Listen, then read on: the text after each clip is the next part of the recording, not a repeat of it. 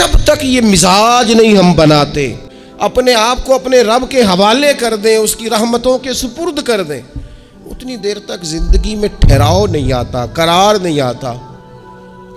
مشکات میں موجود ہے، اللہ کے پیارے رسول صلی اللہ تعالیٰ علیہ وسلم تیمارداری کے لیے گئے تو صحابہ کرام فرماتے ہیں وہ بندہ نا اتنا پتلا نحیف اور لاغر ہو گیا تھا جس طرح چڑیا کا بچہ ہوتا ہے، کمزوری ضعف طاری تھا۔ تو محبوب کریم نے اسے دیکھا تو بڑے کریمانہ انداز میں کریم فرمانے لگے، تو کوئی دعا نہیں مانگتا، تو عافیت نہیں مانگتا اللہ سے؟ عرض کی یا رسول اللہ صلی اللہ تعالیٰ علیہ وسلم، میں نے اپنے رب کی بارگاہ میں عرض کی ہے مالک قیامت کا عذاب بڑا سخت ہے، میں نہیں برداشت کر سکتا، تو نے اگر مجھے کوئی سزا دینی ہے تو یہیں دے لے، قیامت کو نہ دینا۔ تو کہتے ہیں محبوب فرمانے لگے سبحان اللہ، او خدا کے بندے تو رب کی سزا دنیا میں بھی نہیں سہ سکتا، اللہ سے یہ بھی سوال نہ کر، تو رب سے کہہ ربنا آتنا فی الدنیا حسنۃ وفی الآخرۃ حسنۃ وقنا عذاب النار۔ تو رب سے دنیا میں بھی حسنہ مانگ، بھلائی مانگ، تو آخرت کے لیے بھی بھلائی مانگ، تو اس سے عافیت کا سوال کر۔ تو نے یہ سوال کیوں کیا؟ عرض کی یا رسول اللہ کرم ہو گیا ہے، مجھے سمجھ آ گئی، اب میں اسی طرح ہی کروں گا۔ عزیز دوستو، ہم کہاں سہ سکتے ہیں؟ ہم دنیا میں رب کی سزا ہم نہیں سہ سکتے، ہم کمزور ہیں تو گرمی نہیں سہ سکتے، شدید سردی نہیں سہ سکتے، شدت کی بھوک لوگ نہیں سہ سکتے، کوئی آزمائش نہیں سہ سکتے۔ وہ جو لوگ بعض اوقات کہہ دیتے ہیں نا جی فلاں چیز ہمارے اعمال کا نتیجہ ہے، تو میں کیا کرتا ہوں، نہ کو یار، ہم تو یہ بھی نہیں سہ سکتے، ہم کہاں برداشت کر سکتے ہیں، ہمیں تو وہ معاف ہی فرمائے، ہم حساب والے ہیں ہی نہیں، ہم تو صرف معافی والے ہیں۔ ہم سے نہ حساب پوچھے، اس نے حساب پوچھا تو پھر تو بڑی مشکل ہو جائے گی، اگر اس نے حساب پوچھا تو بڑی رسوائی ہو جائے گی، اگر حساب پوچھا تو مشکلات سامنے دکھائی دینے لگ جائیں گی۔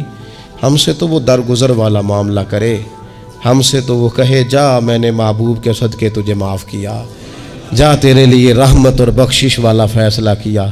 وہ کوئی سبب اس کی رحمت کسی سبب کو دیکھ لے اور درگزر کر لے۔ ہارون رشید نا اپنے محل کی چھت پہ ٹہل رہا تھا، سب سے اوپر والے چوبارے پر، نیچے سے حضرت بہلول دانا گزر رہے تھے، اوپر اس کے ساتھ سپاہی بھی تھے، گن مین بھی تھے۔ اس نے کہا یہ بابا تو ذرا اوپر اٹھاؤ۔ انہوں نے ایک ڈولی، ایک ٹوکری سمجھ لیں، اس کو رسیاں باندھ کے نیچے پھینکا۔ نیچے جو سپاہی تھے ان کو کہا کہ یہ بابا جی کو پکڑ کے اس میں بٹھاؤ، انہوں نے جبرن تھاما بابا جی کو، اس میں ڈالنا، اوپر والوں نے کھینچ لیا۔ 2-3 منٹ لگے۔ ہارون رشید کے سامنے حضرت بہلول دانا پہنچ گئے تو تھوڑے ناراض بھی ہوئے کہ یہ کوئی طریقہ تو نہیں نا بلانے کا۔ ملاقات ہوئی تو کہا کیوں بلایا؟ کہنے لگا ایک مسئلہ پوچھنا تھا۔ فرمانے لگے بادشاہ ہے نا، تیرے مسئلے پوچھنے کا بھی اپنا ہی انداز ہے، پوچھ مسئلہ۔ کہنے لگا بابا پوچھنا تھا کہ آپ اللہ تک کیسے پہنچے؟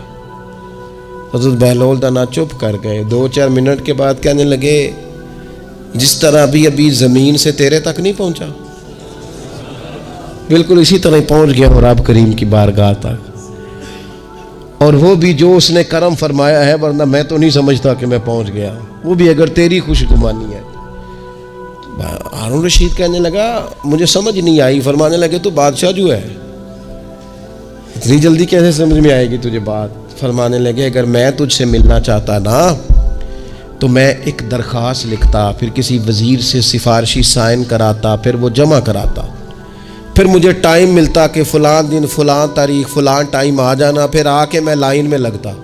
پھر بھی تو بادشاہ ہے، تیرا موڈ بنتا ملنے کا کہ نہ بنتا، جب میں چاہتا تو پتہ نہیں کتنا ٹائم لگ جاتا، جب تو نے چاہا ہے نا تو 1 منٹ بھی نہیں لگا۔ فرمانے لگے میں نے دعویٰ ہی نہیں کیا کہ میں جد و جہد کر کے پہنچوں گا، میں نے تو رب کی بارگاہ میں عاجزی کی ہے، پھر رب نے ہی کرم فرمایا ہے، اسی نے مہربانی کی ہے۔ مانا کہ محبت کے سفر میں ہر گام پہ 100 مشکل ہے، لیکن یہ سفر آسان بھی ہے، اگر ساتھ تمہارا ہو جائے۔ اس کے کرم کا ساتھ رہا ہے، اس سے عافیت مانگی ہے، اپنے آپ کو اس کے سپرد کیا ہے تو اس نے کرم کر دیا۔ ہم اگر اپنے مالک کی طرف رجحان کریں اور اللہ نے جو ہمیں شعور دیا ہے اس شعور کو لے کر اللہ کی بارگاہ کی طرف بڑھیں، آپ یقین کریں کعبۃ اللہ میں جا کر بھی، بیت اللہ شریف کا طواف کر کے بھی، حجر اسود کے بوسے کے بعد بھی، مقام ابراہیم پر نفل پڑھنے کے بعد بھی، حتیٰ کہ نبی اکرم صلی اللہ علیہ وسلم کی بارگاہ عالی مرتبت کی حاضری کے دوران بھی الا ماشاء اللہ لوگ دنیا ہی مانگتے رہتے ہیں۔ میرا فلانا کام ہو جائے، میرے بچوں کے معاملہ سنور جائیں، فلاں کا مستقبل بہتر ہو جائے۔ دنیا کی خیر اللہ سے مانگنا برا نہیں، لیکن صرف دنیا ہی مانگنا اور اپنی آخرت کو فراموش کر دینا۔ اللہ فرماتے ہیں والآخرۃ خیر وابقیٰ، آخرت تمہارے لیے بہتر بھی ہے اور ہمیشہ باقی رہنے والی بھی۔ قرآن مجید نے سورہ بقرہ کے اندر قریش مکہ کی اس عادت کا ذکر کیا ہے۔ فرمایا جب وہ حج کرتے تو ان کا طریقہ یہ تھا کہ وَمِنَ النَّاسِ مَن يَقُولُ رَبَّنَا آتِنَا فِي الدُّنْيَا، ان میں سے کچھ لوگ یہ کہا کرتے تھے کہ یا اللہ ہمیں دنیا عطا کر دے، ہمیں دنیا دے دے۔ رب فرماتا ہے وَمَا لَهُ فِي الْآخِرَةِ مِنْ خَلَاقٍ، ان لوگوں کا آخرت میں کوئی حصہ نہیں۔ مانگی بھی ہے تو صرف دنیا، حج کر کے بھی دنیا، اللہ کے گھر جا کے بھی دنیا، شیخ کا بیعت ہو کے بھی دنیا، دینی محفل سے مراد بھی یہ، دینی اجتماعات کر کے بھی، دینی مدارس قائم کر کے بھی، خانقاہ کا مسجد کا ماحول بنا کے بھی، اس سے بھی مطالبہ فقط دنیا کا۔ ان کفار کی اس عادت کو ذکر کر کے ہمیں سمجھایا گیا کہ جو فقط دنیا مانگتا ہے اس کا آخرت میں کوئی حصہ، اور فرمایا کچھ لوگ ایسے ہیں وَمِنْهُمْ مَنْ يَقُولُ رَبَّنَا آتِنَا فِي الدُّنْيَا حَسَنَةً، اچھا انہوں نے دنیا بھی مانگی تو صرف دنیا مانگی، حسنہ نہیں مانگی۔ اور یہاں فرمایا کچھ لوگ ایسے ہیں جو رب سے کہتے ہیں یا اللہ ہمیں دنیا میں بھی بھلائی عطا فرما، دنیا بھی دے تو حسنہ دینا، وہ دنیا دینا جو ہمارے دین کو تقویت دے، وہ دنیا دینا جو ہمارے اعمال حسنہ کو مضبوط کرے، دینی معاملات کو تقویت دے، دنیا بھی وہی عطا فرما۔ اور ساتھ کہتے ہیں وَفِي الْآخِرَةِ حَسَنَةً، یا اللہ ہمیں آخرت میں بھی بھلائی ہی عطا فرما، وَقِنَا عَذَابَ النَّارِ، اور ہمیں دوزخ کے عذاب سے بچا، اولئک لہم نصیب مما کسبوا، فرمایا ایسوں کو ان کی کمائی ہی ملے گی، جو انہوں نے کیا ہے وہ خوش نصیبی انہیں ضرور میسر آئے گی، چونکہ دنیا بھی مانگ رہے ہیں، آخرت بھی مانگ رہے ہیں۔ ہمیشہ کوئی بھی کام کریں کسی قسم کا بھی، اس میں یہ دیکھیں کہ کیا اس میں میرے لیے کوئی ذخیرہ آخرت بنے گا، کیا یہ کام میری قبر میں، حشر میں، قیامت میں میرے لیے کوئی فائدہ مند ہوگا۔ میں بڑے درد سے عرض کرتا ہوں بعض لوگ دینی کام کرتے ہیں اور ان سے جب سوالات کیے جاتے ہیں تو وہ بعض اوقات تکلیف دہ معاملہ ہو جاتا ہے کہ اس دینی کام کے پیچھے بھی وہ والا خلوص نہیں جو ایک مسلمان کا رب اور رسول کے ساتھ ہونا چاہیے، اس دینی کام کے پیچھے بھی کچھ دنیاوی مقاصد موجود ہیں۔ تو اگر بڑی پگڑی اور بڑے جبے کے پیچھے بھی ایک دنیا دار چھپا ہوا ہو، لوگوں کو تو دھوکہ دیا جا سکتا ہے، رب اور رسول کو تو نہیں نہ دیا جا سکتا۔ وہاں تو دلوں کا خلوص ہی پہنچتا ہے، وہاں تو نیتوں کا حسن ہی پہنچتا ہے۔ تو اللہ تبارک و تعالیٰ سے جب بھی سوال کیا جائے دنیا اور آخرت کی بہتری کا سوال کیا جائے۔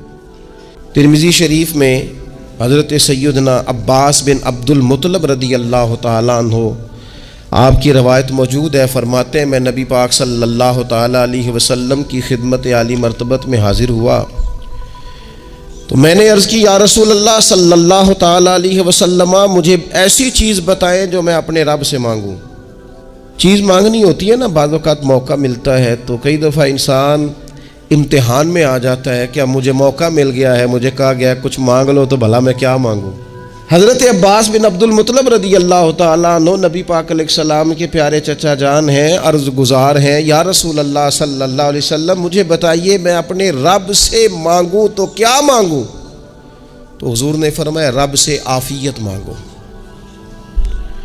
کہتے میں کچھ دن رکا، کچھ دنوں کے بعد پھر حاضر بارگاہ ہوا، اور عرض کی یا رسول اللہ صلی اللہ تعالی علیہ وسلم مجھے بتائیے میں اپنے مالک سے مانگوں تو کیا مانگوں؟ تو حضور نے پھر فرمایا اللہ سے مانگنا تو عافیت مانگنا۔ بزرگ فرماتے ہیں یہ عافیت کیا ہے؟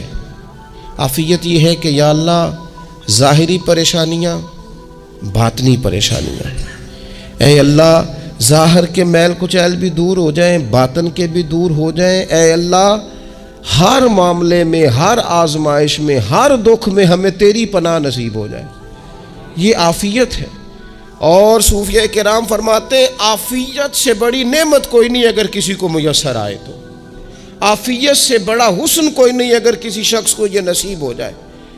اور ایک اللہ والے نے تو ایک اور بڑا خوبصورت ترجمہ یہاں کیا ہے، وہ کہتے ہیں عافیت کا مطلب ہے دل کا قرار، عافیت کا مطلب ہے باطن کا سکون، عافیت کا مطلب ہے انسان کے مزاج کا حوصلہ، ٹھنڈک، بردباری۔ جس بندے کو عافیت نصیب ہو جاتی ہے گویا اللہ اسے سکون کی دولت عطا فرما دیتا ہے، تھوڑے پیسوں میں بھی سکون، بغیر شہرت کے بھی سکون، کوئی بات مان لے تب بھی سکون، کوئی دھتکار دے پھر بھی سکون، لوگوں کی گڈ بک میں ہو پھر بھی سکون، اور اگر لوگ سارے مخالفت میں آ جائیں تو چونکہ اللہ نے عافیت دی ہے پھر بھی سکون۔ اللہ تعالیٰ نے ان لوگوں کو قرار کی دولت، اللہ سے عافیت مانگی جائے، اس میں دنیا کی بھی بھلائی شامل ہے، آخرت کی بھی بھلائی شامل۔ نبی اکرم صلی اللہ تعالی علیہ وسلم توجہ دلاتے کہ اللہ سے تم عافیت مانگو۔ وہ قرآن مجید کی آیت کا ترجمہ کرتے ہیں نا اعلیٰ حضرت اہدنا الصراط المستقیم، یا اللہ ہمیں سیدھی راہ پہ چلا۔ بہت سارے مفسرین نے کہا اے اللہ ہمیں سیدھا راستہ دکھا، فرماتے ہیں اے اللہ ہمیں سیدھی راہ پر چلا۔ تو کسی نے کہا حضور یہ چلا اور دکھا میں کیا فرق ہے؟ فرمانے لگے دکھانے کا مطلب یہ ہوتا ہے کہ کسی نے پوچھا میں نے گجرانوالہ جانا ہے، تو دکھانا یہ ہے کہ اسے کہا یہاں سے باہر نکلو، روڈ پہ چڑھ جاؤ، سیدھے جاؤ گے، ایک پول آئے گا اسے کراس کرنا، نیچے اترنا، وہاں سے شہر شروع ہو جائے گا۔ پھر اس نے اگر کوئی اندرونی جگہ شہر کی پوچھ لی تو اس کو کہا کہ رائٹ ہو جانا، پھر لیفٹ ہو جانا، پھر آگے کسی سے مزید۔ یہ ہے راستہ دکھانا، اور ایک ہے چلانا۔ اس نے کہا میں نے گجرانوالہ جانا ہے، تو اس نے کہا ساتھ بیٹھنا میری گاڑی پہ، جہاں تو نے جانا ہے میں چھوڑ کے آتا ہوں۔ یہ راستے پہ چلانا ہے، یہ مقام تفکر ہے، آپ اس پر غور فرمائیں گے۔ کہتے ہیں یا اللہ تو ہمیں راستہ دکھائے گا اور دکھاتا ہے، لیکن چاروں جانب شیطان بھی تو بیٹھا ہے نا، فتنے بھی تو ہے نا، تو اگر تیری رحمت ساتھ ساتھ رہے، مانا کہ محبت کے سفر میں ہر گام پہ 100 مشکل ہے، لیکن یہ سفر آسان بھی ہے اگر ساتھ تمہارا ہو جائے۔ ایک بزرگ تھے، ہر وقت اللہ سے عافیت مانگتے تھے، ہر وقت اللہ سے عافیت مانگتے تھے، ہر وقت عافیت مانگتے تھے۔ لوگوں نے پوچھا، لوگ ان کو صالح جانتے تھے، نیک سمجھتے تھے کہ حضور آپ اور کوئی دعا مانگتے نہیں، عافیت ہی مانگتے ہیں۔ فرمانے لگے میں مانگا کرتا تھا شروع میں، بعد میں خیال آیا اور بھی دعائیں مانگا کرتا تھا، یہ احساس بعد میں نصیب ہوا۔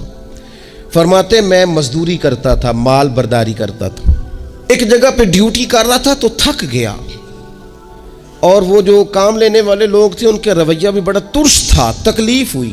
تو میں نے اپنے مالک کی بارگاہ میں عرض کی مالک اگر 2 روٹی بغیر مجھے مشقت کے مل جائے دن میں تو تیری بارگاہ تو بڑی کریم ہے۔ کہتے ہیں میں نے یہ دعا مانگ لی، ذرا میں تھوڑا آگے بڑھا تو 2 بندے آپس میں لڑ رہے تھے، میں ان کی صلح کرانے کے لیے، انہیں بچانے کے لیے آگے بڑھا، تو میں جس کو چھڑا رہا تھا دوسرے نے میرے اوپر ضرب لگا دی، میرا بھی سر پھٹ گیا۔ تھوڑی دیر کے بعد وہاں پولیس آ گئی، وہ تینوں کو لڑنے والا سمجھ کے اٹھا کے لے گئے، مجھے جیل ہو گئی۔ 2 روٹیاں بغیر مشقت کے روز ملنی شروع ہو گئی۔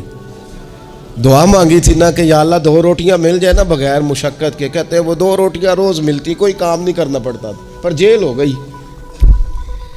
فرماتے میں بڑا پریشان تھا، روز روٹیاں پابندی سے آتی اور بہترین آتی، کھانا ملتا۔ پھر کچھ عرصے کے بعد میں نے سوچا کہ یار یہ دعا تو قبول ہو گئی نا تیری، اب تو اگر اس پر کوئی الگ بات کرے گا تو وہ تو غلط کرے گا۔ کہتے ہیں پھر خود ہی میرے دل میں اللہ نے بات ڈالی اور میں نے عرض کی مالک 2 روٹیاں نہیں، مجھے تو عافیت چاہیے، مجھے تو عافیت دے، میرے اوپر تو کرم فرما، تو نظر رحمت کر، جے ایک قطرہ بخشے مینوں، ایک جے ایک قطرہ بخشے مینوں تے کام بن جاندا ہی میرا، مہربانی کر عافیت عطا کر۔ فرماتے پھر خدا نے کرم کیا، کہاں سے اسباب بنے میرے جیل سے چھوٹنے کے، کون کون میرے ضمانتی بنے اللہ ہی جانتا ہے۔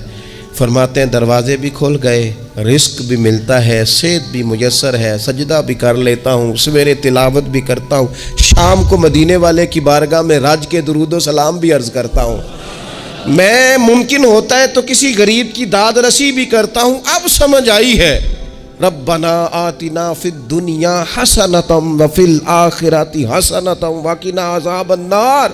اب سمجھ آئی ہے رب سے جب بھی مانگنا ہے عافیت ہی مانگنی ہے، اس سے کرم مانگ۔ ہم نے محدود دعائیں رکھی ہوئی ہیں، محدود، وہ جی فلانا کام میرا ہو جائے تو بھئی وہ ایک ہو گیا، اس کے بعد پھر نئی ٹینشن بن جائے گی، نہیں میں جی بچوں کی شادی کر لوں جی پھر میں فارغ ہوں۔ آپ شادی کر کے دیکھیں لاگ پتہ جائے گا کیسے فارغ ہوتے ہیں۔ آپ یہاں رکتے کیوں ہیں؟ آپ خدا سے عافیت کیوں نہیں طلب کرتے؟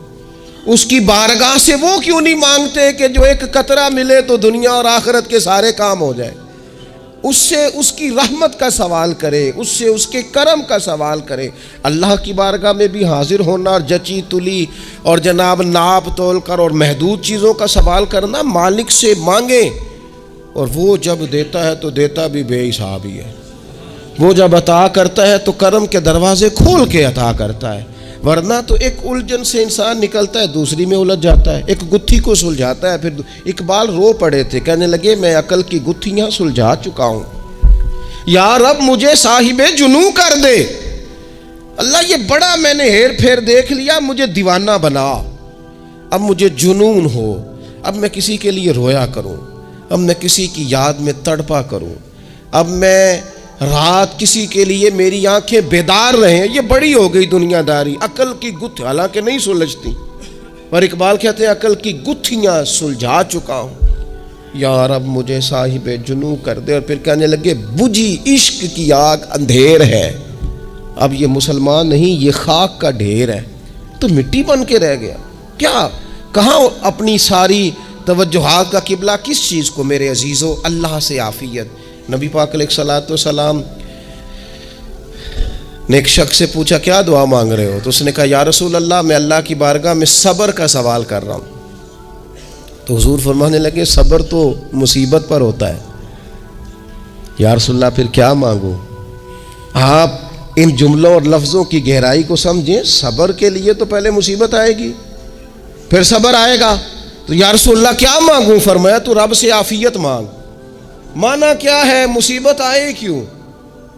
اللہ تجھے اپنی حفاظت کے حصار میں لے لے، وہ وقت ہی کیوں آئے کہ جب تیری طبیعت الجھ جائے، جب تو پریشان ہو جائے، جب تو اللہ سے عافیت مانگنا۔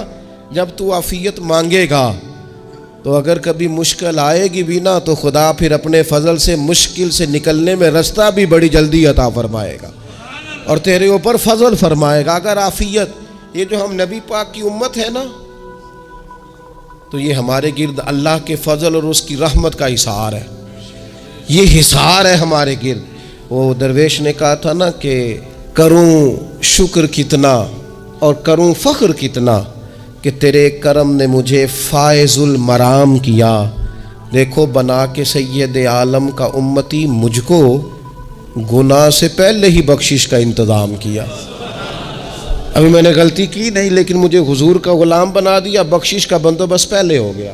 اپنے مالک سے بیمار بھی اس سے عافیت مانگے،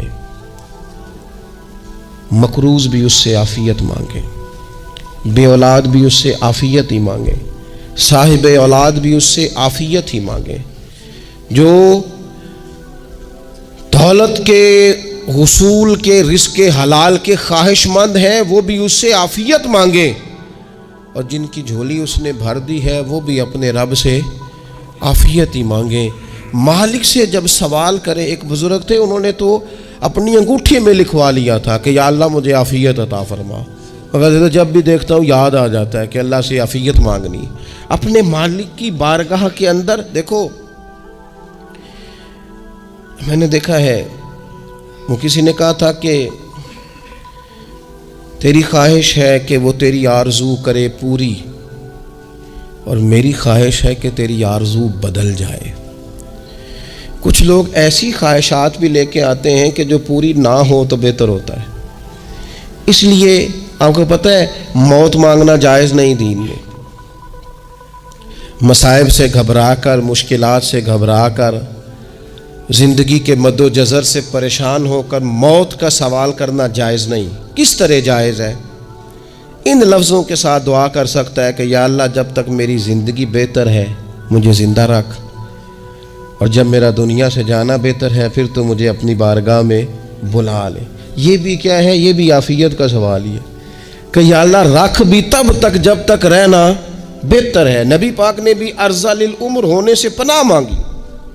ہمارا یہ مزاج بن گیا ہے کہ ہم اپنے حق میں ایسی چیزوں کا سوال کر رہے ہوتے ہیں جو کئی دفعہ ہمیں مل جائیں تو ہمارا نقصان کریں۔ قرآن حکیم ایک جگہ پہ اللہ کریم نے فرمایا ہے کہ اگر سب لوگوں کو مال دے دوں تو بغاوت کریں، فساد ہو جائے۔ کیا مانا کہ اپنا نقصان کر بیٹھے لوگ۔ ہم اپنے مالک کی بارگاہ میں بعض ایسی چیزوں کے سوالی ہیں کہ جو ہمارے لیے ٹھیک نہیں ہے، ہمیں اس کے کرم پر چھوڑنا ہے، اس سے عافیت مانگنی۔ اور بعض لوگ، کیونکہ میں کہہ چکا ہوں شروع میں کہ ہماری دینی روحانی تربیت نہیں ہوتی، اور ہم کہیں سے باقاعدہ اسباق لینے کے قائل ہی نہیں ہوتے، پوری تربیت کا ہمارا مزاج نہیں ہوتا، اپنی عقل اور اپنا شعور اور اپنے حساب سے ہم زندگی کو بتانا چاہتے ہیں۔ اور یہ جو میرا دور ہے یہ ویسے ہی الجھا ہوا زمانہ ہے، اللہ ماشاء اللہ، پتہ نہیں کوئی کیا بول رہا ہے، کوئی کیا کہہ رہا ہے، ایسے ہے جیسے کوئی میلہ لگا ہوا ہے، اور کان پڑی آواز سنائی نہیں دے رہی۔ جس کی دکان پر کوئی گاہک نہیں وہ بھی کہہ رہا ہے لائنیں بنا لو۔ ایسا الجھا ماحول ہے اور ایسی آزمائش ہے کہ لوگ بیچارے پریشان ہیں۔ دیکھیں جب تربیت کے ساتھ انسان آگے بڑھتا ہے نا، ہمارے پاس مقتدا ہے اللہ رسول کا کلام، ہمارا پیشوا ہے رب رسول کا فرمان۔ جب ہم کتاب و سنت کی روشنی میں آگے بڑھتے ہیں تو پھر ہمارے لیے منزل آسان بھی ہوتی ہے اور قریب بھی ہوتی ہے۔ پھر ہمارے لیے آگے کی طرف سفر کرنا، آگے بڑھ جانا یہ آسان ہوتا ہے۔ آپ غور کریں جو لوگ دنیا میں کامیاب رہے، بھلا کس طرح کامیاب رہے؟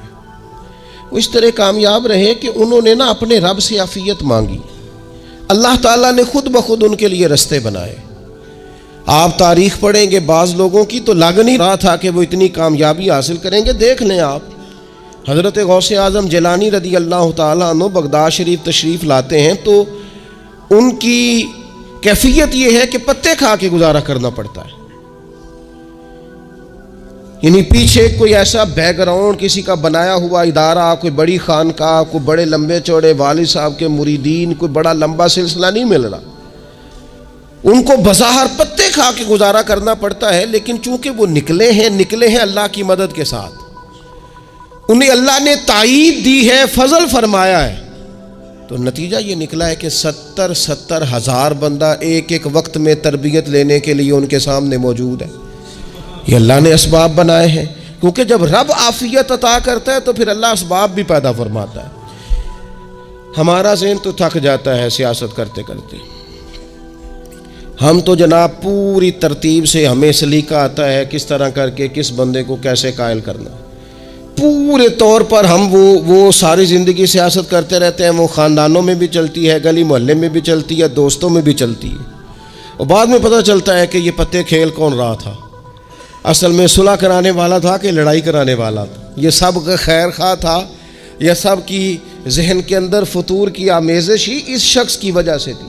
ہم چونکہ وہ خاص عافیت اللہ سے نہیں مانگتے، ہماری مخصوص سیاست ہوتی ہے سبھی کو راضی رکھو، اس کا نتیجہ یہ نکلتا ہے کہ ایک ٹائم آتا ہے کوئی بھی راضی نہیں رہتا۔ ہمارا نا جی کیونکہ سب سے بڑا مسئلہ روحانی تربیت کا ہے، ہمارے ہاں باتیں ڈھیر سارے لوگوں کو آتی ہیں اور بہت زیادہ آتی ہیں، منصوبہ بندی کرنا، پلاننگ کرنا، اپنے معاملات کو خود سے کیسے لے کے چلنا ہے، کیسے ٹھیک کرنا ہے، اپنے حق میں دنیا کو کس طرح قائل کرنا ہے، یہ ڈھیر سارے لوگوں کو آتا ہے، اور اپنے حق میں دلائل کس طرح قائم کرنے ہیں، اس میں بہت سارے لوگ خود کفیل ہوتے ہیں، انہیں کسی سے مشاورت کی بھی ضرورت نہیں ہوتی، لیکن اللہ کی بارگاہ سے اپنا رشتہ کیسے جوڑنا ہے، مالک سے کرم کا سوالی کس طرح کر کے ہونا ہے، اللہ سے عافیت کا سوال کیسے کرنا ہے، یہ چونکہ روحانی تربیت میں ہمارا مزاج نہیں ہوتا، لہذا ہم اس طرف جاتے نہیں. ہم وہ اپنی مرضی کی چیزیں، یعنی وظیفہ پوچھ کے گئے ہیں ایک صاحب، کچھ عرصے کے بعد آئے ہیں تو آ کے کہتے ہیں مولانا صاحب، پیر صاحب یا قاری صاحب یا فلاں صاحب، کسی سے بھی پوچھ کے گئے کس چیز کو نیک آدمی جانا، پھر لوٹ کر آ کے کہتے ہیں کہ آپ نے وظیفہ بتایا تھا پر کام کوئی نہیں ہوا. تو میں تو صاف کہتا ہوں اور کھلے دل سے کہتا ہوں کہ بھئی وظیفہ آپ کو بتایا تھا کہ اللہ کی رحمت متوجہ ہوگی، خدا کی رحمت کو آواز دینے کے لیے وظیفہ دیا تھا. کوئی بھی وظیفہ رب کو مجبور تو نہیں نہ کر سکتا معاذ اللہ. اور وظائف کس لیے پڑھے جاتے ہیں کہ جلدی سے معاملات ٹھیک ہو جائیں، میرے حق میں چیزیں بہتر ہو جائیں، تو اللہ کی رضا کے لیے پڑھے جاتے ہیں. تو وظائف کو، عبادات کو، نوافل کو، تلاوت کو، درود پاک کو تو رضا الہی کا ذریعہ بنانا چاہیے. لیکن ہم چونکہ ایک پورا الجھاؤ رکھتے ہیں اپنی دنیا داری کے معاملات سیدھے کرنے، ایک پورا خیر رکھتے ہیں.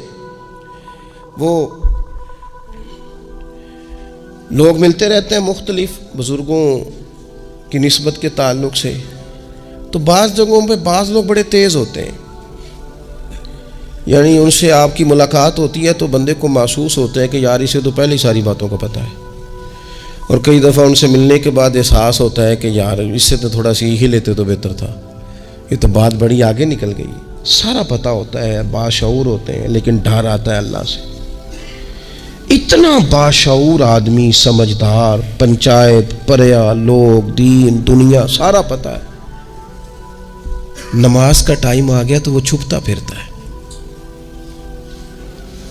اس کی طبیعت پر بوجھ بن رہا ہے معاذ اللہ اللہ کے حضور حاضر ہونا، اسے خیر کا کام کرنا پڑ رہا ہے تو وہ ادھر ادھر نکلتا جا رہا ہے. تو سوال یہ ہے کہ پھر یہ شعور کا کیا مطلب رکھا ہوا ہے ہم نے؟ پھر اللہ سے دعا کرنے کی ضرورت نہیں. وہ حضرت عارف رومی رحمۃ اللہ تعالی علیہ فرمایا کرتے تھے بعض لوگوں کو رب سارا کچھ دیتا ہے، سجدے کی توفیق نہیں دیتا. اس کا مطلب یہ ہے کہ وہ کہتا ہے یہ سارا کچھ لے اور نکل جا، میرے گھر نہ آنا، رکھ سارا کچھ پاس.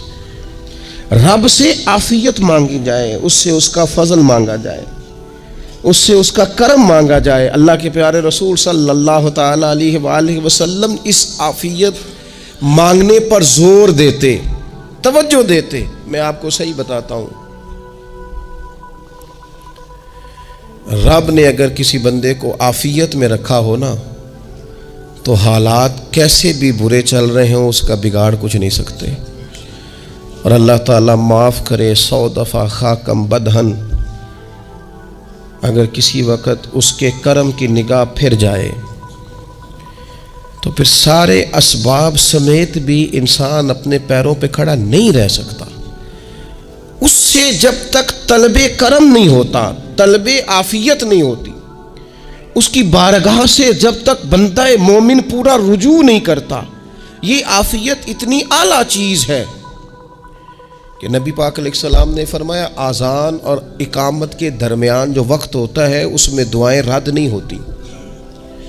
دعا مانگا کرو گے تمہاری اللہ اپنے فضل سے قبول کر لے گا. عرض کی یا رسول اللہ کیا مانگے؟ تو فرمایا عافیت مانگو رب سے.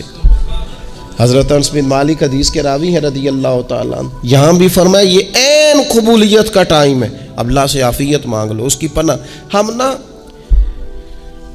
ہم دعاؤں میں بھی محدود ہو جاتے ہیں. رب دا طالب کوئی نہ ملیا، جو ملیا طالب زردہ ہو. دعاؤں میں بھی حد بندی.